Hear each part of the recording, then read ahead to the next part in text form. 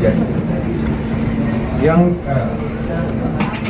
Yang kedua, dalam perkembangan yang terjadi belakangan, beberapa pihak lantas menyatakan bahwa hak pencipta untuk tidak memberikan izin penggunaan karyanya tidaklah berlaku selama pengguna sudah melakukan perjanjian dan pembayaran royalti kepada LMK seperti yang tercantum pada ayat 5 pasal 23, yakni setiap orang dapat melakukan penggunaan secara komersial ciptaan dalam suatu pertunjukan tanpa meminta izin terlebih dahulu kepada pencipta dengan membayar imbalan kepada pencipta melalui lembaga manajemen kolektif.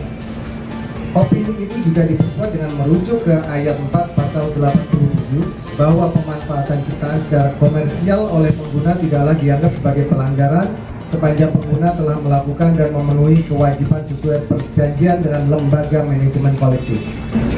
Berikut adalah tanggapan kami.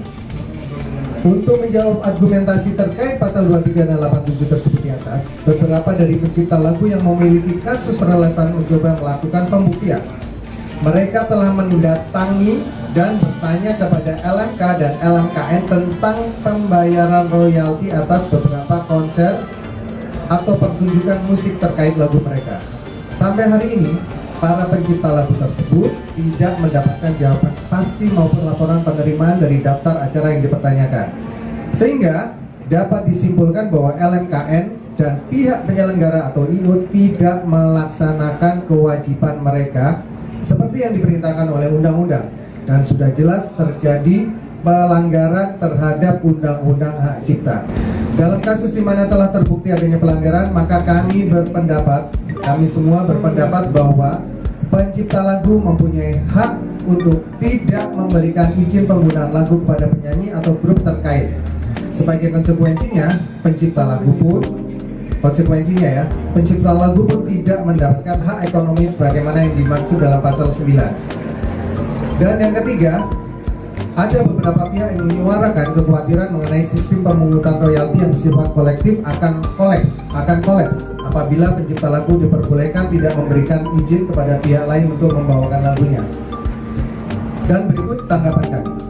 Pada dasarnya pencipta lagu yang berkarya dan kemudian mendaftarkan diri ke LMK adalah untuk mendapatkan hak ekonomi yang maksimal atas karyanya. Para pencipta lagu tidak mungkin membatasi khalayak umum seperti musisi kafe, pengamen, dan sebagainya untuk tidak membawakan karya ciptanya. Jadi jelas ya, kita tidak membatasi khalayak umum, musisi kafe, pengamen untuk melarang untuk memakai karya ciptanya. Kami meyakini bahwa pelarangan spesifik kepada pihak-pihak tertentu tidak akan dilakukan sembarangan oleh pencipta lagu dan tidak lantas membuat seluruh ekosistem pemungutan kolektif kolaps, seperti anggapan dari beberapa pihak tersebut. Lalu yang keempat, dalam pasal 87 Undang-Undang Hak Cipta dinyatakan bahwa lembaga manajemen kolektif menarik imbalan yang wajar dari pengguna atas pemanfaatan hak cipta dan hak terkait dalam bentuk layanan publik bersifat komersial. Sudah menjadi pengetahuan umum antara komposer dan LMK bahwa pendapatan royalti dari performing rights tidaklah besar. Pada laporan per kuartal atau 4 bulanan yang diterima komposer, angka itu berkisar antara puluhan ribu hingga ratusan ribu saja. Bahkan untuk komposer yang terkenal dengan ratusan lagu sekalipun, nilainya kurang lebih seperti itu. Kami mempertanyakan apakah besaran itu wajar.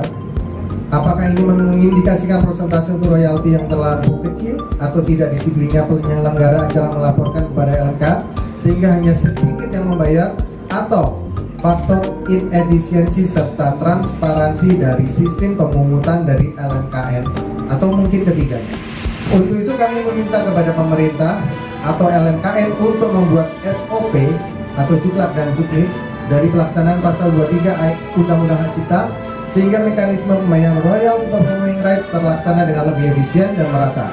Kami juga mengimbau agar pihak manajemen penyanyi pengisi acara dapat mengingatkan pihak pengundang acara untuk membayar hak dari pencipta lagu-lagu yang mereka bawakan.